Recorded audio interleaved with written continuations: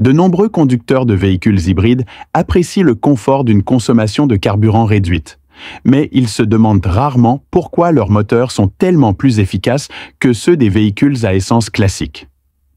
La réponse réside dans leur fonctionnement unique. Les moteurs hybrides et les véhicules à essence utilisent des technologies fondamentalement différentes. Leur rendement thermique est bien supérieur à celui des moteurs à essence classiques, ce qui se traduit naturellement par une consommation de carburant plus faible, malgré une puissance légèrement inférieure. Les moteurs à essence classiques fonctionnent selon le cycle Otto, dans lequel le piston effectue 2 mouvements de haut en bas, effectuant les 4 étapes: admission, compression, puissance et échappement. Cette conception rend hommage à son inventeur, Otto, mais le cycle Otto présente un défaut majeur. Le piston parcourt une distance fixe à chaque fois, limitée par la structure du moteur. Pendant la course motrice, le carburant, en générant de l'énergie, s'enflamme et explose, poussant le piston vers le bas. Cependant, même si la force explosive n'est pas dissipée, le piston s'arrête au point mort bas. C'est comme de l'eau bouillante.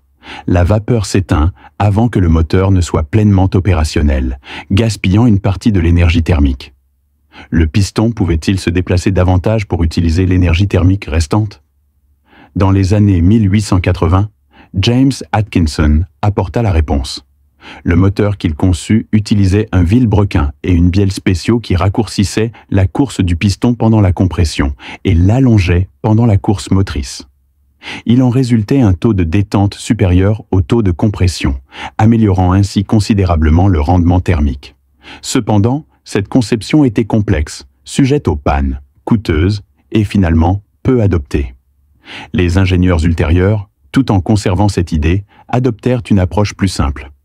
Au lieu de modifier le vilebrequin et la bielle, ils retardèrent la fermeture de la soupape d'admission. Pendant la course de compression, la soupape se fermait plus tard, forçant une partie du mélange à pénétrer dans le collecteur d'admission. Cela produisait également le même effet qu'un taux de détente supérieur au taux de compression. De plus, au moins un cylindre du moteur aspirait en permanence de l'air, permettant ainsi de réutiliser le mélange refoulé, éliminant ainsi le gaspillage et réduisant naturellement la consommation de carburant.